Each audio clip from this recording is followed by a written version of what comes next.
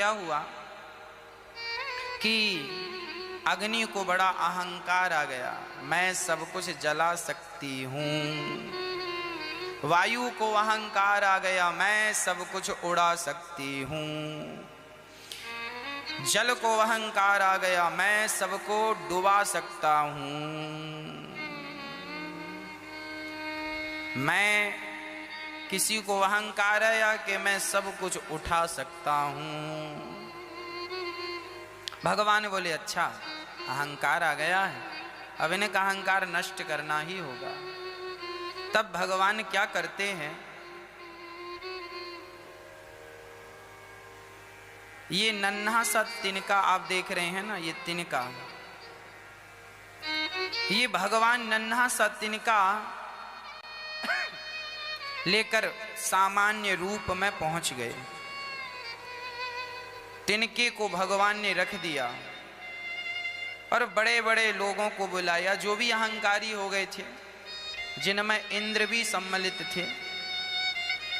भगवान ने कहा चलो अग्नि तुम सब कुछ जला सकती हो ना, जरा ये तिनका जला कर दिखाओ। अग्नि ने पूरी जोर लगा दी पर वह तिनका जला नहीं। वायु ने पूरा जोर लगा दिया पर वह तिनका, कितना तूफान चला दिया पर वो अपनी जगह से हिला नहीं। जल ने पूरी कोशिश कर दी कि मैं बहा दूं, बहा नहीं। इंद्र ने कोशिश की मैं उठा लूं, ये तिनका उठा नहीं। सभी भगवान के चरणों में, कोई आप सामान्य नहीं हैं, आप कौन हैं जरा हमें स्पष्ट कीजिए।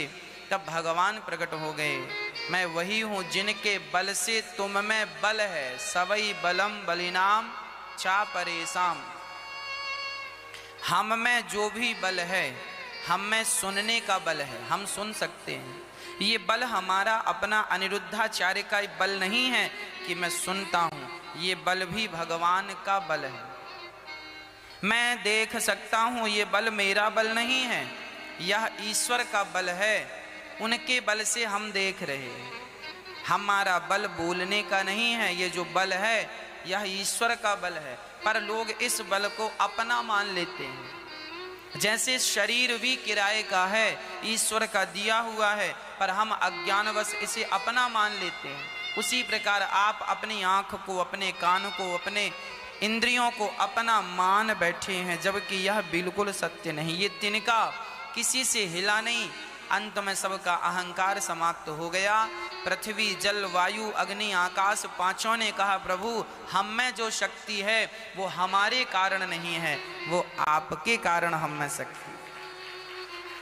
और हम जबरदस्ती झूठा अहंकार लिए घूमते हैं कि हम शक्तिशाली हैं। तुम में कौन सी शक्ति है?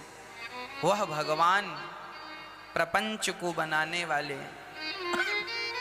इसलिए बड़ी श्रद्धा, बड़ी सरलता, बड़ी सहजता से जीव मात्र को भगवत चरणों में समर्पण कर देना चाहिए और यही जपना चाहिए, श्रीमन्नारायण चरणौ शरणं प्रपद्ये, श्रीमते नारायणाय नमः। श्रीमन्नारायण बोलो मेरे संग, श्रीमन्नारायण चरणौ शरणं प्रपद्ये, श्रीमते नारायणाय नमः। हे नारायण, श्रीमन्नारायण का अर्थ है हे लक्ष्मी सहित नारायण। श्रीमन मतलब श्री मतलब लक्ष्मी, नारायण मतलब नारायण। हे नारायण, हे लक्ष्मी सहित नारायण। श्रीमन्नारायण का अर्थ है हे लक्ष्मी सहित नारायण। श्रीमन्नारायण चरणौ शरणं प्रपद्ये, हे लक्ष्मी सहित नारायण, हे प्रभु मैं आपके चरणों की शरण ग्रहण करता हूँ या करती हूँ। हे नारायण मैं आपके चरणों की शरण ग्रहण करता हूँ, करती हूँ। मैं आपके चरणों का आश्रय लेता हूँ, लेती हूँ। हे नाथ मेरे को मोहे तो भरोसो इन चरणन केरो। श्री वल्लभाचार्य जी ये पद गाए। हमारे आचार्यों ने कितना बढ़िया हमें मार्ग दिखाया है, हम ना चलें तो हम अभागे हैं। वल्लभाचार्य जी महाराज कह रहे हैं, मोहे तो भरोसो इन चरणन केरो, मोहे तो भरोसो इन चरणन केरो, अर्थात मुझे तो केवल भगवान के चरणों का ही सहारा है। मुझे इस दुनिया में किसी का कोई सहारा नहीं चाहिए सिवाय मेरे नारायण के चरणों के अतिरिक्त। मैं अपनी माँ लक्ष्मी, अपने पिता नारायण के चरणों का सहारा ले रहा हूँ। मुझे इन पर ही विश्वास है। सच कहता हूँ, मुझे किसी पर विश्वास नहीं है। भगवान ही विश्वास के योग्य हैं। सही समय चल रहा है, सही वक्त है, भगवान के चरणों में विश्वास बना लीजिए। कहाँ आप लोग अपना विश्वास भटका रहे हैं यहाँ वहाँ। भगवान में विश्वास होगा, कल्याण होगा। इसलिए हम सबको रोज दिन में 100 बार 1000 बार कहना चाहिए, श्रीमन्नारायण चरणौ शरणं प्रपद्ये, श्रीमते नारायणाय नमः। याद कर लीजिएगा, है ना। यह याद ना हो तो ऐसे याद कर लेना, हे नारायण, हे लक्ष्मी सहित नारायण, मैं आपके चरणों का आश्रय लेता हूँ, मैं आपके चरणों का आश्रय लेती हूँ। मुझे आपके चरणों के अतिरिक्त अपना सा कोई दिखता नहीं है। हे नाथ, मैं आपको कभी भूलूं नहीं। ऐसी प्रार्थनाएं हमें नित्य करनी चाहिए। ईश्वर ही हमें जन्म देने वाले हैं, वही हमारा पालन करने वाले हैं और वही हमारा संहार करने वाले हैं। हम अपनी मर्जी से ना पैदा हुए हैं, ना हम अपनी मर्जी से इस व्यास गद्दी में बैठे हैं, ना हम अपनी मर्जी से मरेंगे। हमें पैदा करने वाले भी भगवान हैं, यहाँ बिठाने वाले भी भगवान हैं और अपने चरणों में बुलाएंगे इस संसार से तो ये करने वाले भी भगवान हैं। मेरा तो अपना कुछ भी नहीं है। जो लोग अपना मान लेते हैं वो बड़ा परेशान हो जाते हैं। आज हम देखते हैं लोग बड़े परेशान हैं। परेशानी का कारण क्या है? उन्होंने अपने आप को कर्ता समझ लिया है। ना, कर्ता मत मानिए।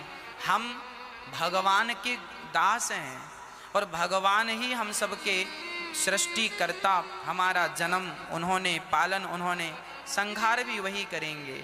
भगवान ही जन्माद्यस्य जन्म आदि यस्य जन्मा, जिसके द्वारा जन्म हुआ, पालन हुआ, संहार हुआ, ऐसे परमात्मा की हम शरणागति ग्रहण करते हैं। कौन है वो भगवान? चार्थेषु विज्ञः स्वराट, सब कुछ जानने वाले हैं वो। क्या छिपा है, मैं क्या सोच रहा हूं, यह भी भगवान भली भांति जान रहे हैं। चींटी किस दिशा में मुड़ेगी, अभी चींटी सीधी जा रही है, आगे जाकर वो किस तरफ मुड़ेगी, जो चींटी के मन की बात भी समझते हैं वही ईश्वर हैं। चार्थेषु विज्ञः स्वराट, जो स्वानैव राजतीति स्वराट, सूर्य और चंद्रमा भी जिनके प्रकाश से प्रकाशित होते हैं वह भगवान है। हम जिन भगवान की बात कर रहे हैं यह वो भगवान हैं जो सूर्य और चांद को भी प्रकाश देते हैं, प्रदान करते हैं। ऐसे भगवान को मुह्यन्ति यत् सूरयः, जिनको जिनकी माया पर भगवान, जिनकी सुंदरता पर, जिनके प्रेम पर ब्रह्मा भी मोहित हो जाते हैं। भगवान की अदाओं पर, भगवान की तिरछी चितवन पर गोपियां मोहित हो गई कि नहीं? अरे गोपियों की छोड़ो, ये बताओ उनकी कथा ने आपको मोहित कर लिया कि नहीं? है ना। तो मुह्यन्ति यत् सूरयः, जिनकी रूप माधुरी ऐसी हो, जिनकी कथा माधुरी ऐसी हो कि सामान्य व्यक्ति को भी अपनी ओर आकर्षित कर ले, उनका भी मन मोह ले, यही तो मुह्यन्ति यत् सूरयः, वही तो भगवान है।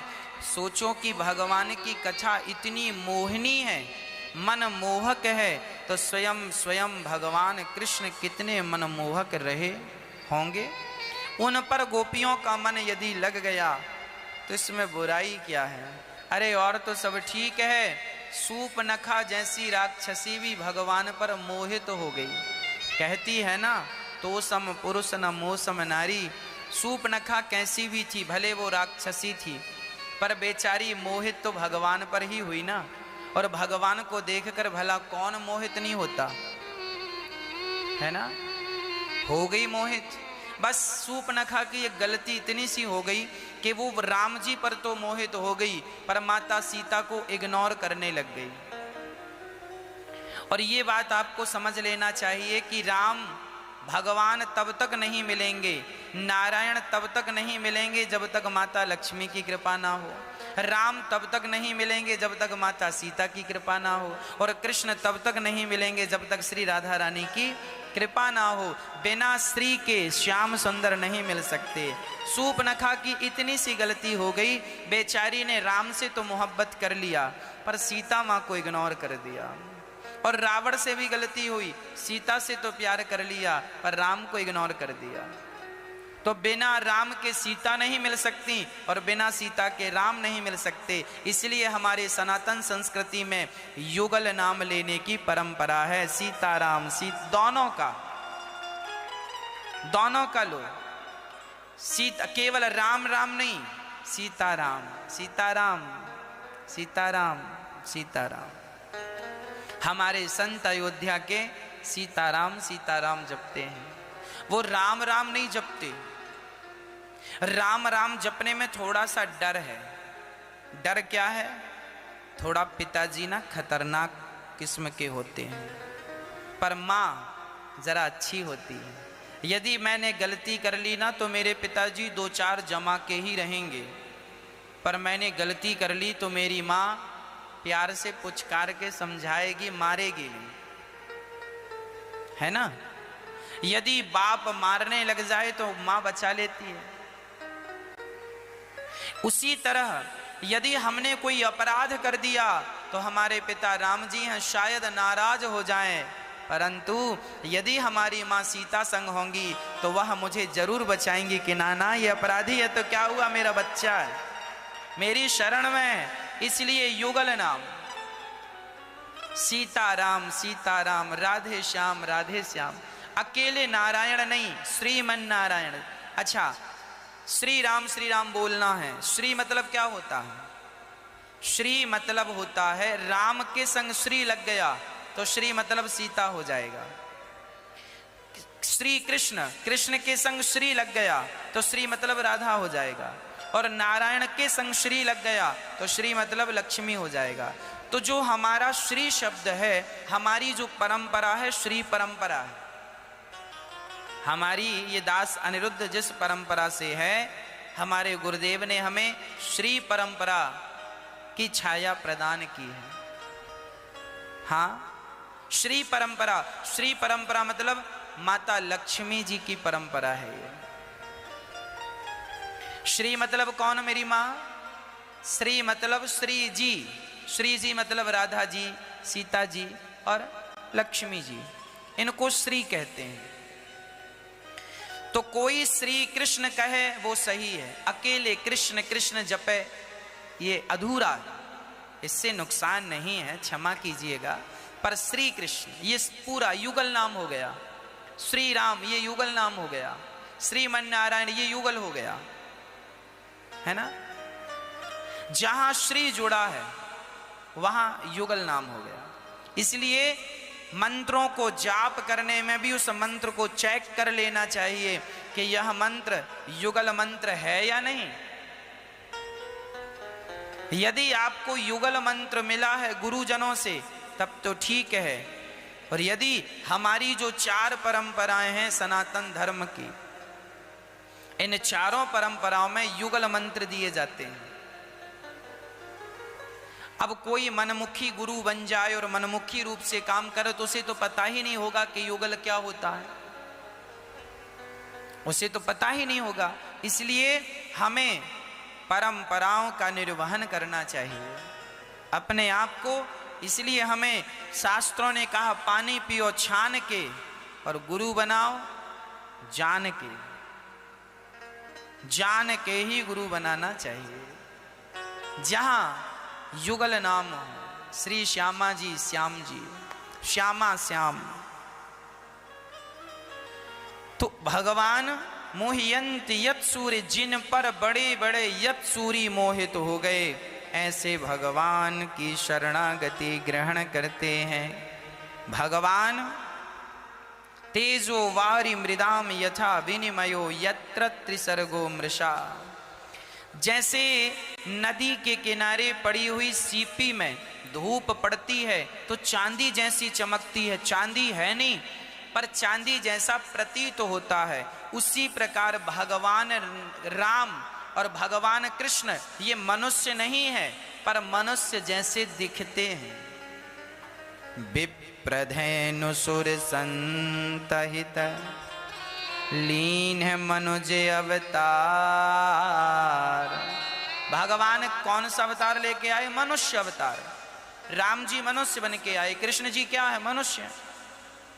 यह मनुष्य जैसे दिख जरूर रहे हैं परंतु यत्र त्रिसर्गो मृषा, जो तीन चीजें हैं, सत्वगुण, रजोगुण, तमोगुण, यह जो तीन गुण है, सत्वगुण, रजोगुण, तमोगुण, भगवान इन तीनों गुणों से परे होते, त्रिगुणातीत हैं। भगवान का शरीर पंच भौतिक शरीर नहीं होता मेरी माँ। हमारा शरीर 5 चीजों से बनता, पृथ्वी जल वायु अग्नि आकाश। भगवान का शरीर दिव्य होता है, वह शरीर सामान्य शरीर नहीं होता। भगवान दिव्य शरीर लेकर प्रकट होते हैं। परंतु परंतु परंतु जैसे नदी के किनारे पड़ी हुई सीपी में धूप पड़ने से वह चांदी जैसी चमकती है पर चांदी होती नहीं है, उसी प्रकार भगवान मनुष्य जैसे लग रहे हैं पर मनुष्य वो है नहीं। कभी उन्हें मनुष्य समझने की भूल ना करना, वह तो भगवान है, भगवान है।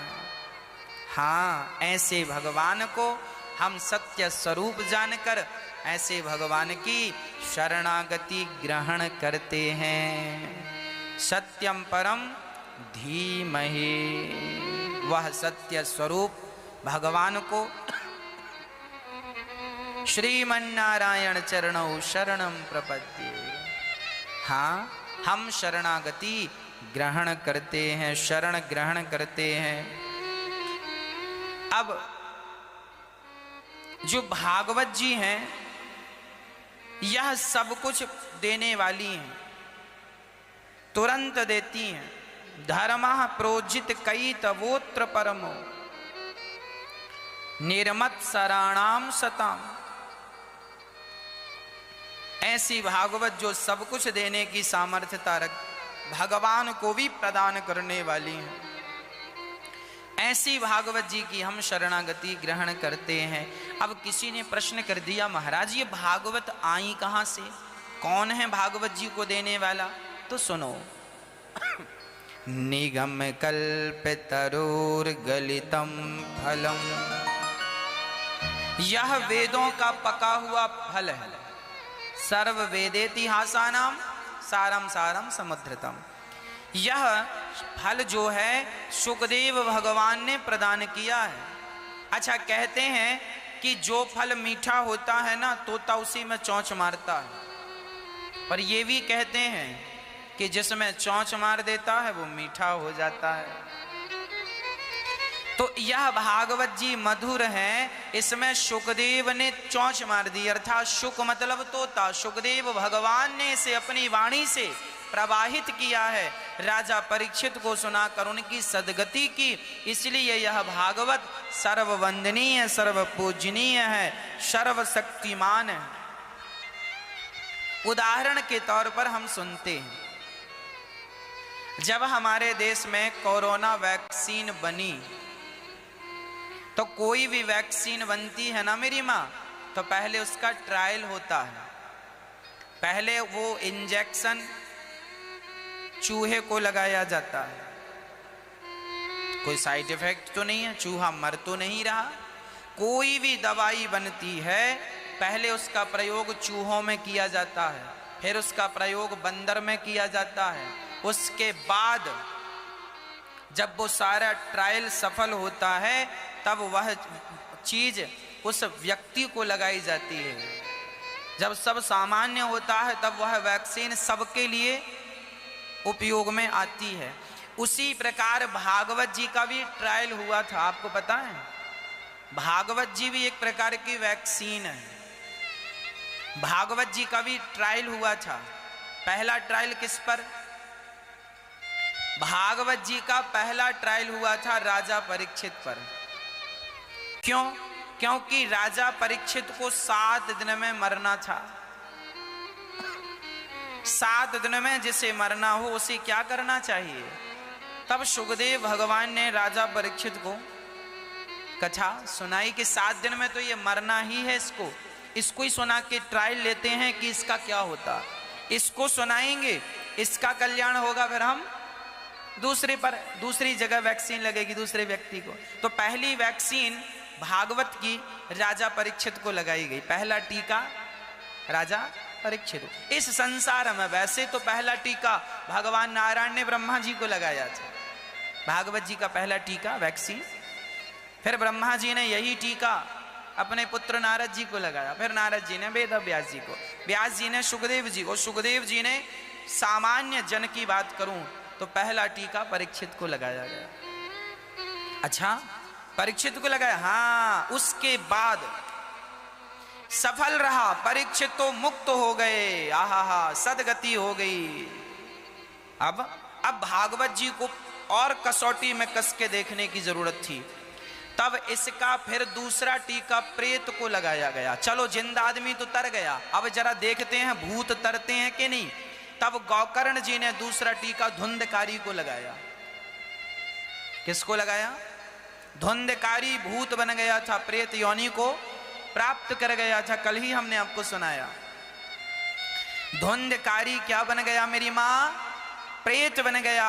और जब प्रेत बाधा विनश्यति, जब भागवत जी प्रेत को सुनाई गई तो यह दूसरा ट्रायल भी सफल रहा। प्रेत के लिए सुंदर विमान आया और वह विमान में बैठ के भगवान के परम धाम को चला गया। भगवान को प्राप्त कराने वाला यह टीका है, यह वैक्सीन है। यह टीका लगवाना ही चाहिए प्रत्येक व्यक्ति को। अच्छा, तीसरा इसका प्रयोग किया गया। पहला प्रयोग परीक्षित पर, दूसरा प्रयोग भूत पर। भूत पर भी यह प्रयोग सफल रहा। तीसरा प्रयोग गौकर्ण जी ने किया पशु, पक्षी, चीटा, कुत्ता और बिल्ली पर। गौकर्ण जी ने पहली बार भागवत धुंधकारी को सुनाई और दूसरी बार भागवत वहां तमाम मनुष्यों को फिर सुनाई। भागवत जी में स्पष्ट लिखा है कि वहां पर जितने जीव थे, कुत्ता बिल्ली के कानों में भी यदि भागवत का शब्द गया था तो वह भी भगवान के धाम में उस शरीर सहित भगवान के परम धाम को चले गए। यह भागवत जी की सफलता है। मतलब भागवत जी केवल मनुष्यों को नहीं, केवल भूतों को नहीं, अरे कुत्ता बिल्ली भी यदि उनके कानों से भागवत का शब्द उनके हृदय तक पहुंच जाए तो भागवत उनका भी कल्याण कर देती है। कितना भी बड़ा पापी ये मानवः पाप कृतस्तु सर्वदा सदा दुराचार रता विमार्ग गाहा क्रोधाग्नि दग्धः कुटिलाश्च कामिनः सप्ताह यज्ञेन कलौ पुनन्ति ते। कितना भी बड़ा पापी क्यों ना हो, पतित से पतित क्यों ना हो, उसका भी उद्धार भागवत जी से हो जाता है। जब सब पर ट्रायल सफल रहा तब हम जैसे पतितों पर भी ये ट्रायल शुरू हो गया कि चलो अब हमारा और तुम्हारा नंबर। कल मेरे से एक बहन बता रही थी, कल उन्होंने कहा महाराज जी मैं डिप्रेशन में चली गई थी और डॉक्टरों ने कह दिया था कि अब यह मरने की स्थिति में है। 35 वर्ष की एक बहन कल आई अपने पति के संग और बोली महाराज मैं मरने की स्थिति में थी। बिल्कुल, ये बैठी आप ही हैं? अच्छा, ये हाँ बैठी भी हैं, हमें लगा आप चले गए। हाँ आज हैं ये, देखो इनको देखो आप। ये कह रही थी कल हमसे कि गुरुजी हम बिल्कुल मरने की स्थिति में चली गई थी, डिप्रेशन इतना ज़्यादा हो गया था, इतना परेशान हो गई थी। ये बहन खड़ी हो गई है। इन्होंने कल अपने बारे में बताया, बोले हम मरने की स्थिति में, डॉक्टरों ने क्या कह दिया था, आप मरने वाले हैं, ये कह दिया था, मरने की स्थिति आ गई थी। पर भागवत सुननी शुरू की तो लो आज देखो बड़ी प्रसन्न चित्त से आप यहाँ बैठी हैं, कथा सुन रही हैं और अपने गृहस्थ धर्म को निर्वहन कर रही हैं, आनंद पूर्वक अपनी गृहस्थी चलाने लग गई हैं। सब कुछ रुक गया था, मरने की स्थिति आ गई थी, परेशान हो गई, लेकिन भागवत जी ने एक नया जीवन प्रदान किया। इसलिए भागवत जी वह वैक्सीन है जो वैक्सीन हमें सारी चिंताओं से मुक्त कर देती है, वह वैक्सीन है जो हमें भगवान से मिला देती है, यही वैक्सीन है वो। लोग अपना अनुभव शेयर करते हैं, लोग अपनी बातें रखते हैं, तब हमें लगता है कि यह कोई सामान्य वैक्सीन नहीं है। मेरी माँ अभी तक भागवत जी का वैक्सीन टीका ना लगवाया हो तो आप भी अपने रिश्तेदारों से कहो, भाई साहब टीवी चालू कर लो, मोबाइल पे अनिरुद्धाचार्य जी डालो, इस यूट्यूब पे चैनल को सर्च करो, हाँ सब्सक्राइब कर लो, ताकि नित्य आप उस कथा को देख सकें, उस कथा से जुड़े रह सकें। ये जो टीका है ना, वैक्सीन है ना भागवत जी की, ये तो आपको लगवानी ही चाहिए। जीवन में मरने के पहले एक तुलसी चर्चा राम की, हरहि कोटि अपराध, ज्यादा ना सही थोड़ा ही सही, पर थोड़ा थोड़ा हमें यह सत्संग का प्याला रोज पीना चाहिए। यह जीवन में आवश्यक नहीं मेरी माँ, अति आवश्यक है। सब जगह से ट्रायल होने के बाद, सफल होने के बाद यह आपको दिया जा रहा है, बिल्कुल सेफ है। सुखदेव भगवान ने पिबत भागवतम, देखो ये वो रस है जिसको हम पीते रहें, पिबत भागवतम रसमालयम मुहुरहो रसिका भुवि भावुका। यह रस केवल पीना है मन लगा करके। अब हम भागवत जी में प्रवेश करते हैं। भागवत जी का पहला प्रश्न है, मनुष्य का धर्म क्या है? यह प्रश्न है कि मनुष्य का धर्म क्या है। हम सभी के लिए यह प्रश्न है, हमारा धर्म क्या है? आपको बताऊं, आगे लिखा है, सवै पुंसाम परो धर्मो यतो भक्तिरधोक्षजे अहैतुक्य प्रतिहता ययात्मा संप्रसेदति। मनुष्य के लिए सर्वश्रेष्ठ धर्म वही है जिससे भगवान श्री कृष्ण में भक्ति हो, भक्ति भी ऐसी जिसमें किसी प्रकार की कामना ना हो। सबसे बड़ा धर्म है भगवान की भक्ति करना, और वह भक्ति भी ऐसी हो जो निष्काम हो, निष्कपट हो। भगवान की भक्ति करना ही मनुष्य मात्र का धर्म है, और वह भक्ति भी कैसी? निष्काम, कामना रहित, कोई कामना नहीं। इसलिए प्रार्थना मेरी आपसे, भगवान की भक्ति किया करो मेरी माँ, निष्काम भाव से, कोई कामना नहीं। ना हमें जमीन चाहिए, ना जायदाद चाहिए, ना परिवार चाहिए, ना संसार में धन प्रतिष्ठा चाहिए। हे नाथ, हम तो बस आपके हैं, अब आपके बन के रहना चाहते हैं। जिंदगी की डोर सौंप हाथ दीना नाथ के, महलों में रखे चाहे झोपड़ी में वास हो। चाहे तो महलों में रखें, चाहे झोपड़ी में रखें, हम तो भगवान के हैं। चाहे फूलों में रखें, चाहे कांटों में रखें, हम तो भगवान के हैं, है ना? हम किसके हैं? भगवान के। और बताओ, यदि हमारे जीवन में दुख आएगा तो क्या हम भगवान से शिकायत करें, तुमने दुख दे दिया? देखो सरकार, दुख सुख तो आएंगे, क्या भगवान राम को भी 14 साल का दुख नहीं आया? क्या माता सीता को भी दुख नहीं आया? आया ना। दुखों से तो देखो, ये संसार दुखालय है, गीता में लिखा है। इस संसार में यदि भगवान भी आ जाए तो भगवान को भी दुख उठाना पड़ता है, फिर हमारी और आपकी हैसियत क्या है?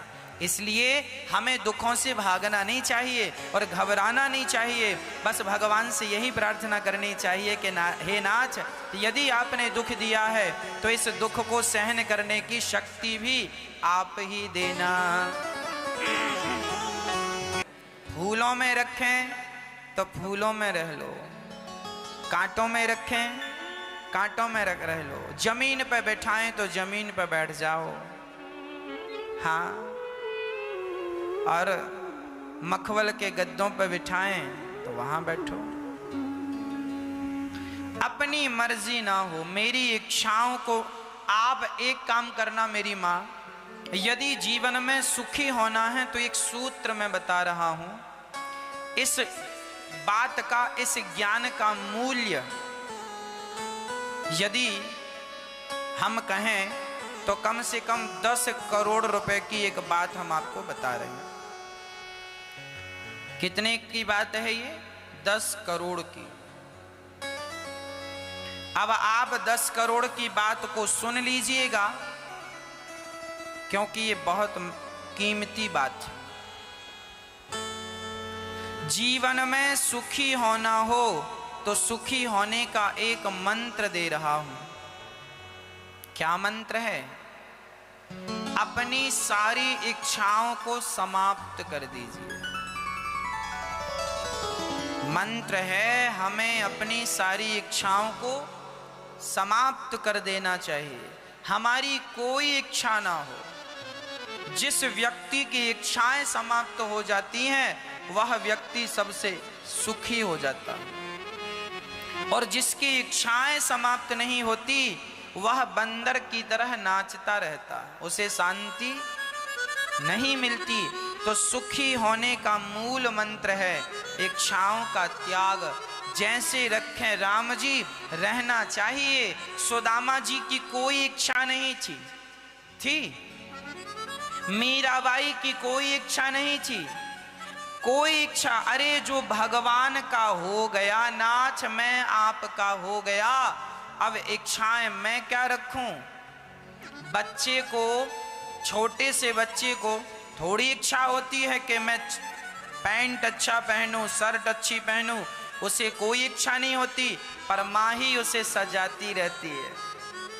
अच्छा कपड़ा पहनाएंगे, काजल, बच्चा थोड़ी कहता मुझे काजल, वो तो रोता है माँ का हाथ पकड़ के, चल काजल लगा रही है माँ, वो तो हाथ हटाता है, लेकिन माँ काजल लगाती है, उसे सुंदर बनाती है। वैसे ही सुंदर है तुम्हारा बच्चा, पर और पाउडर लगा देती है। माँ है ना, जैसे माँ बच्चा कितना भी सुंदर हो, माँ फिर भी उसका श्रृंगार करके उसे और सुंदर बनाती है। उसी प्रकार जब भक्त भगवान के चरणों में समर्पण कर देता है तो तुम्हारी कोई इच्छा न होने पर भी भगवान तुम्हें इतना कुछ दे देता है कि तुम्हारी इच्छाएं वहां तक पहुंच नहीं सकती।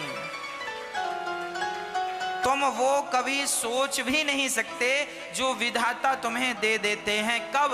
जब तुम अपने इच्छाओं को समाप्त कर देते हो, तब तुम अपनी इच्छाएं मिटा दो और भगवान की इच्छाओं से जियो। तुम्हारी इच्छाओं से तुम भिखारी बन के रहोगे और भगवान तो तुम्हें राजा बना के बिठाएंगे। पर व्यक्ति इतनी सी बात समझता नहीं है। और जो मैंने समझाया यह कम से कम 10 करोड़ की बात है। आप 10 करोड़ रुपए जीत गए। अब आप ना कहिए हम गरीब हैं, आपके पास करोड़ों का ज्ञान है, हम आपको करोड़पति बना के ही रहेंगे। आपके पास करोड़ों का ज्ञान है। ना कहा करिए कि हम गरीब हैं। गरीब वो लोग हैं जिन्हें ज्ञान नहीं, जो अभी तक भगवान का नाम नहीं जप रहे हैं, अभी तक सुबह नहीं जाग रहे हैं, ये लोग गरीब लोग हैं। भले सोने की थाली में खाते ही क्यों ना हो, पर ये गरीब हैं। वही अमीर है जो भगवान का चिंतन कर रहा हो, जो अपने आप को ये कह रहा हो कि मैं भगवान का हूँ, भगवान मेरे हैं, वह अमीर हो गया। मीराबाई अमीर हो गई। तो आपको आज हमने 10 करोड़ रुपए का दिव्य ज्ञान दिया। अब ना कहना कभी कि हम गरीब हैं। बात समझ में आई मैया? आ गई। क्या समझ में आया बता दो? 10 करोड़ की कौन सी बात हमने आपको बताई?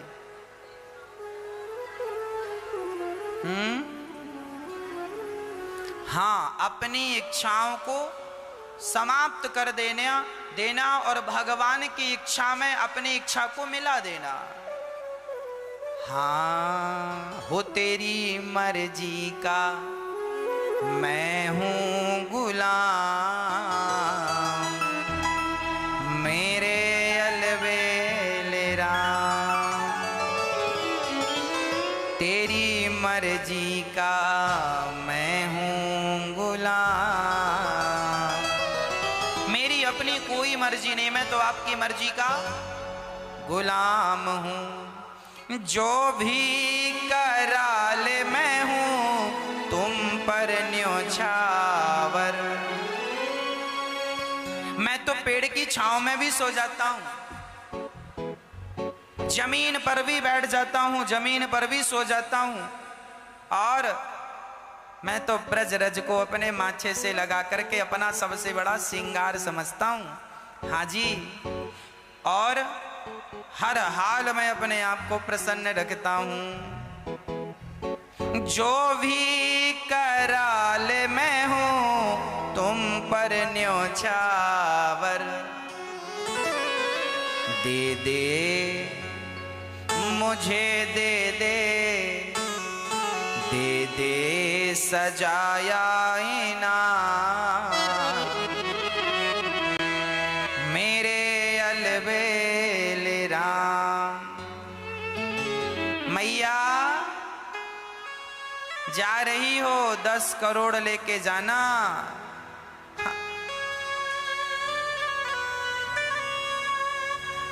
खाली हाथ में आपको जाने नहीं दूंगा। अब जो भी आया करेगा मैं उसे 10-20 करोड़ तो दे ही दिया करूंगा। हाँ,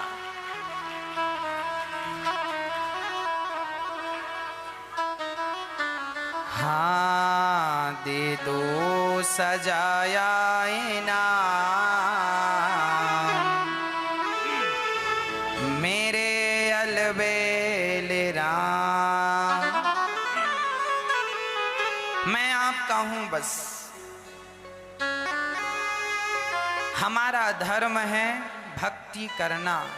मनुष्य का धर्म क्या है? भगवान में समर्पण कर देना। धर्म वही है, सत्य के रास्ते पर चलते चलते यदि प्राणों का बलिदान भी करना पड़े तो मर जाना अच्छा है, पर सत्य का रास्ता छोड़ करके किसी और रास्ते पर चलना अच्छा नहीं। स्वधर्मे निधनम श्रेयः परधर्मो भयावह, गीता का वचन है। स्वयं के धर्म में मर जाना अच्छा है, पर दूसरों के धर्म को स्वीकार करके उनका आचरण करना अच्छा नहीं है। कोई आदमी आवे और हमसे कहे कनपटी पर बंदूक रख के, यहाँ पर कोई बंदूक रखे और कहे अनिरुद्धाचार्य जी आप मांस खाइए नहीं तो हम गोली मार देंगे, तो हम यही कहेंगे भाई साहब एक दिन मरना तो है ही, मर जाना अच्छा है, पर अपने धर्म का त्याग कर देना, अपने सिद्धांत का त्याग कर देना अच्छा नहीं। कोई आदमी आवे और कनपटी पर यहाँ पर बंदूक रखे और कहे महाराज जी शराब पियो, पी लोगे तो हम बंदूक नहीं चलाएंगे नहीं तो मार डालेंगे, तो हम यही कहेंगे साहब हम गीता को पढ़ते हैं, गीता में लिखा है स्वधर्मे निधनम श्रेयः, स्वयं के धर्म में मर जाना अच्छा है, पर अपने धर्म का परित्याग करके जिंदा रहना अच्छा नहीं है, हमने कभी शराब नहीं पी और आज जिंदगी बचाने के डर से भी शराब नहीं पिएंगे। मरना तो है, ये तो मार डालो। जीवन में जब अपने धर्म के प्रति इतनी कट्टरता आ जाएगी आपके अंदर, उसी क्षण आप धर्मात्मा हो जाओगे।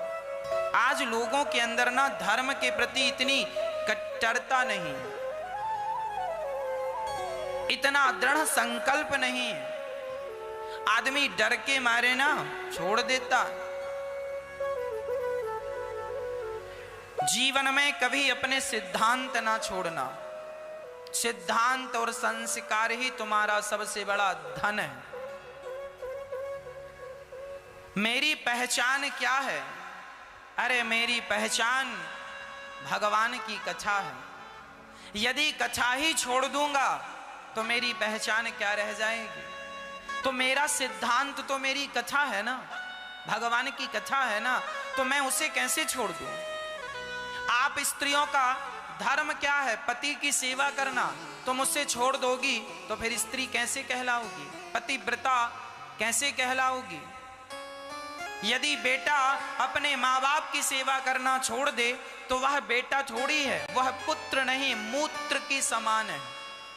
पुत्र और मूत्र, एक पुत्र होता है जो माँ बाप की सेवा करता है, उनकी सेवा करके उन्हें प्रसन्न रखता है, उनके लिए सब कुछ करता है, श्रवण कुमार की तरह। और जो बेटे केवल माँ बाप का त्याग करके अपना पेट भर रहे हैं, ये पुत्र नहीं, मूत्र की तरह है।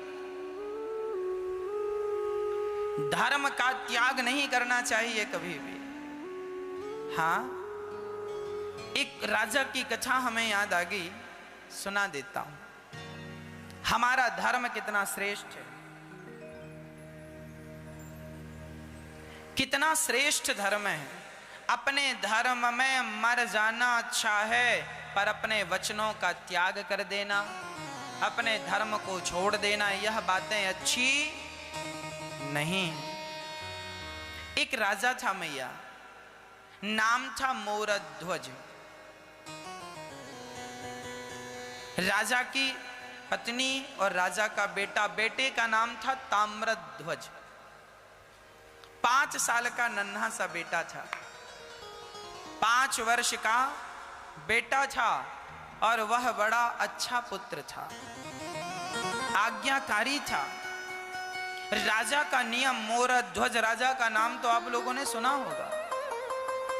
मोरध्वज नाम के एक राजा थे मां, उनके दरबार से कोई कभी खाली हाथ नहीं लौटता था। जो मांगते थे लोग, राजा उन्हें वही देते थे।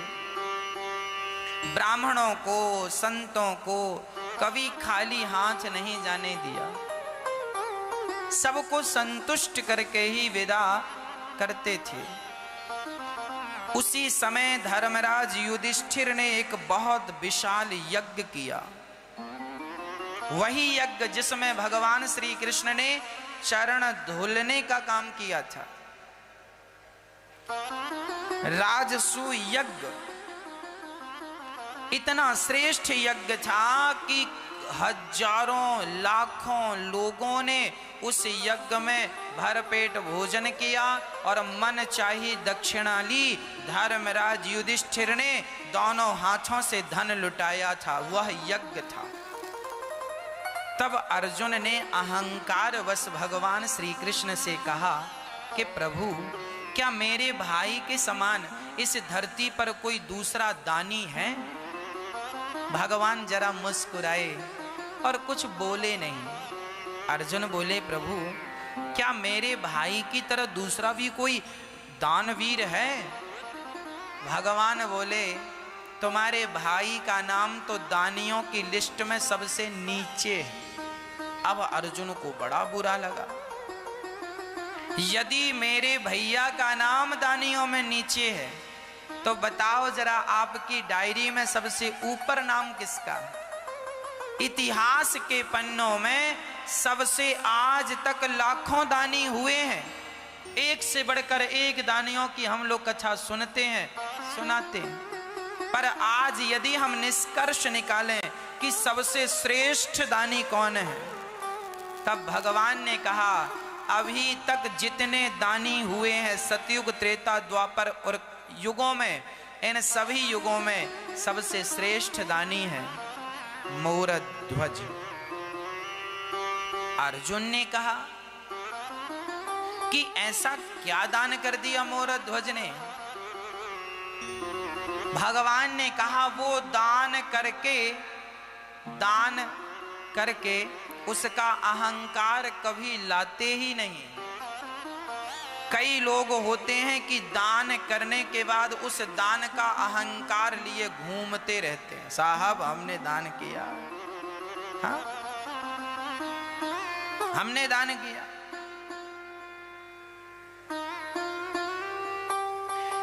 वो ऐसे दानी थे कि दान करने के पश्चात कभी उस अहंकार को तुरंत दान दिया और भूल जाते थे, याद नहीं रखते थे। अर्जुन को संतुष्टि ना हुई। अर्जुन बोले प्रभु हमें जरा परीक्षा लेकर देखना पड़ेगा कि आपकी डायरी में जिसका नाम सबसे ऊपर है वह आखिर क्या दे सकता है। चलो आज मांगने चलते।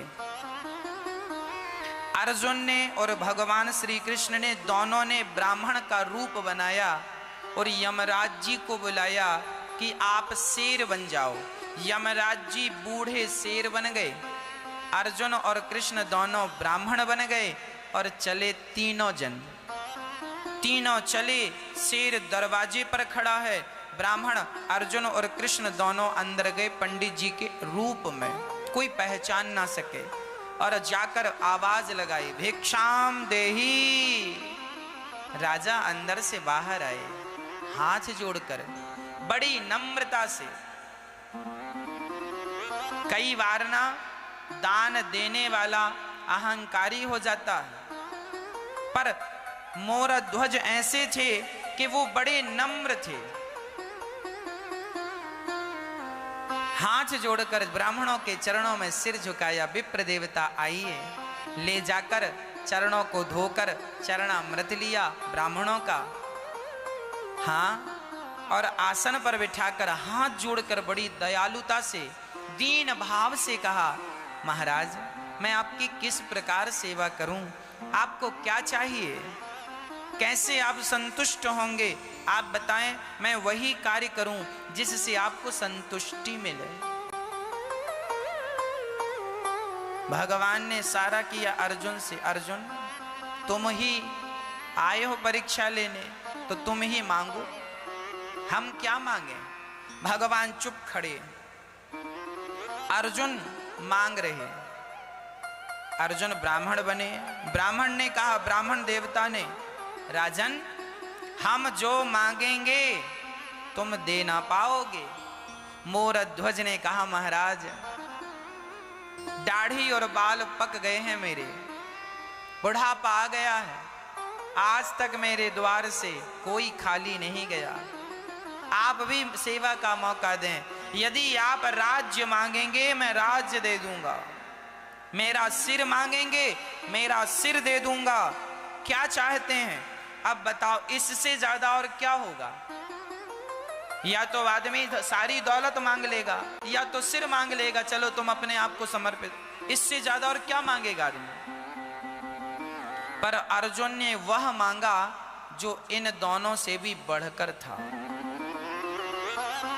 अर्जुन अर्थात ब्राह्मण देवता ने कहा मोरध्वज जो हम मांगेंगे पहले उसका संकल्प कीजिए। अच्छा, क्या आपको हम पर विश्वास नहीं है? ना ना विश्वास है, पर फिर भी संकल्पित चीज लेनी चाहिए। ठीक है, हाथ में जल लिया मोरध्वज ने। विष्णु विष्णु विष्णु श्रीमद् भगवते महापुरुषस्य विष्णु राज्ञः प्रवर्तमानस्य पूरा संकल्प पढ़ा गया, क्या देना है। संकल्प हुआ कि जो हम मांगेंगे वो आपको देना होगा।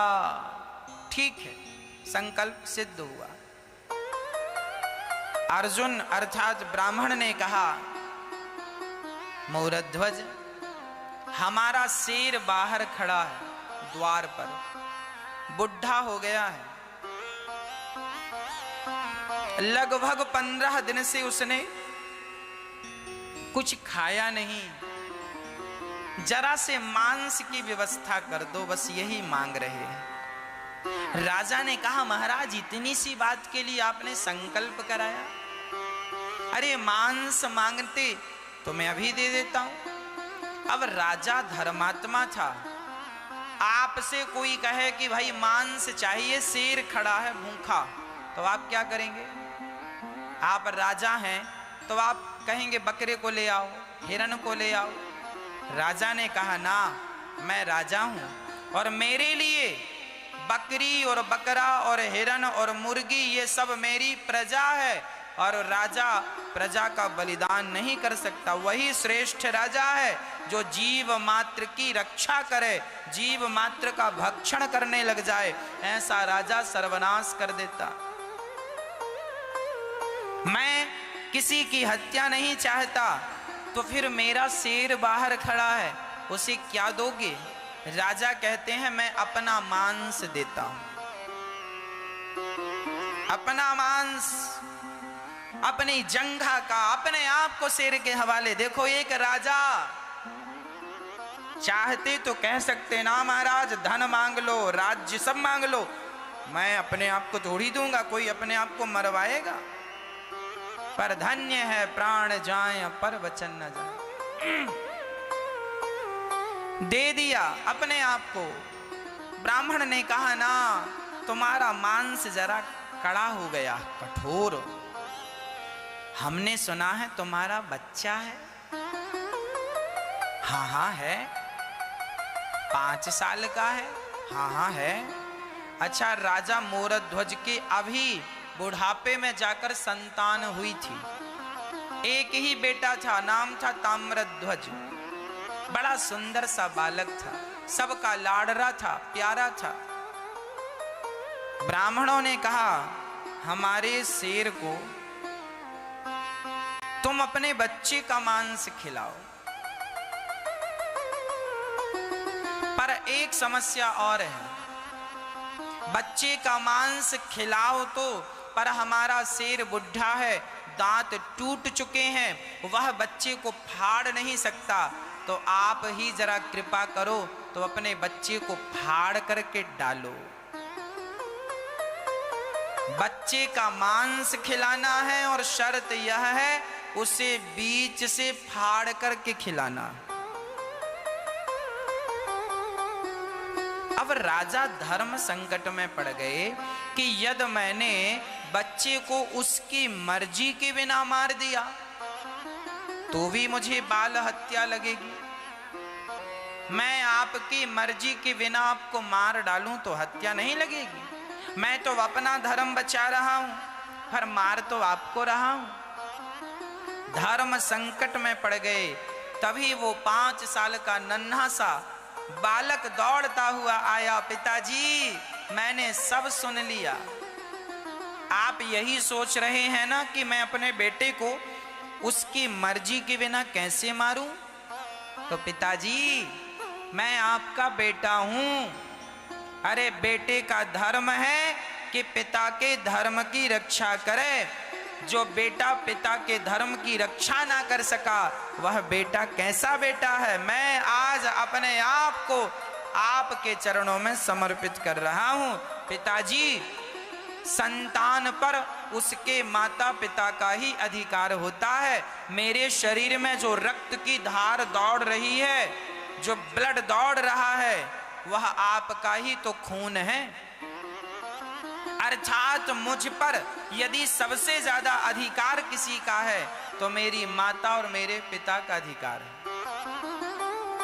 यदि पिताजी कह दें कि बेटा आज तुम्हें अपना सिर काटना है, तो मैं बिना पूछे कि क्यों काटना है ये प्रश्न करने का भी अधिकार मेरा नहीं है, क्योंकि ये शरीर देने वाले ये माता पिता, वो ना होते तो तुम ये अधिकार भी कैसे जताते?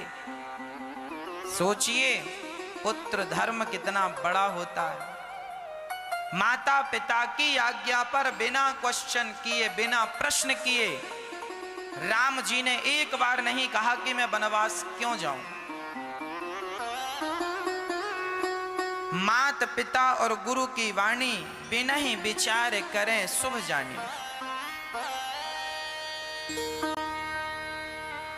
पिता के चरणों में उस बच्चे ने 5 साल का था समर्पण कर दिया। पिताजी मैं आपका हूं। रानी को पता चला, रोती रोती आई, महाराज क्षमा करो, मेरे बच्चे को मत लो, मेरा बच्चा एक ही है, बड़ा लाड रहा, बड़ा प्यारा है। ब्राह्मणों ने कहा, राजन अपनी रानी को समझाओ, यदि ये रोएंगी तो हम खाली हाथ चले जाएंगे, इनके एक आंसू इनकी आंख से गिरने नहीं चाहिए। रानी ने जल्दी से आंसू पोंछ लिए। धन्य थी वो रानी। हाँ, धर्म के लिए रोना भी नहीं है। यदि तुम्हें ना रोना हो धर्म के लिए तो आंसू पोंछ कर खड़ी हो गई, पत्थर दिल बनाकर। ठीक है, बेटा जाए, कितना भी दुख आए, पर धर्म ना जाए। धर्मो रक्षति रक्षिता। आज की स्त्रियों को ये रोने लग जाएं तो इन्हें चुप कराना बड़ा कठिन है। किसी भी प्रकार से हमें तो ऐसा लगता ब्रह्मा जी भी शायद चुप नहीं करा सकते। माताएं रोने बस लग जाएं। हमें तो किसी के जब कोई चला जाता है, किसी के घर में कोई बुजुर्ग चले गए या कोई मर गया, तो हमें बड़ा डर लगता है उस घर में जाने से। डर इस बात का कि चलो पुरुषों को तो जैसे तैसे समझा देंगे, माताओं को नहीं समझा पाएंगे। ये सुनने को ही तैयार नहीं है, सिर्फ रोना, सिर्फ रोना, सिर्फ रोना। पर धन्य है ये रानी कि ये रोती नहीं। मेरी मां जीवन में दुख आए तब भी अपने आंसुओं को कंट्रोल में रखना चाहिए। अपना आपा हमें नहीं खोना चाहिए। हर हाल में अपने आप को स्ट्रांग बना के रखना चाहिए। ऐसे ना रोया करो छोटी छोटी बातों में जैसे आप रोने लगती हो। धैर्यवान बनो, सहनशील बनो।